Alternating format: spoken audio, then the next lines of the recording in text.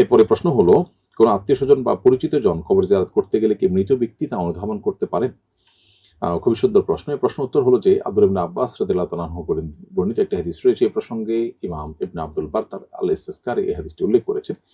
সে হাদিসে নবী সাল্লাল্লাহু আলাইহি ওয়াসাল্লাম ইরশাদ করেছেন যে কোনো ব্যক্তি যদি তার ঈমানদার ভাইয়ের কবরের পাশ দিয়ে অতিক্রম করে এবং তাকে সালাম পেশ করে, আর এই ব্যক্তিকে মৃত ব্যক্তি জীবদ্দশায় আগে থেকে চিনতে এরকম হয়, তাহলে তার সালাম তিনি অনুধাবন করতে পারেন, এমনকি সালামের জবাবও তিনি দেন। আল্লাহ রাব্বুল আলামিন অলৌকিকভাবে তাকে রূহ দেন, যেটার মাধ্যমে তিনি সালামের জবাব দিতে পারেন, যে সালামের জবাব আমরা শুনতে পাই না বা অবলোকন করতে পারি না, কিন্তু তিনি দেন।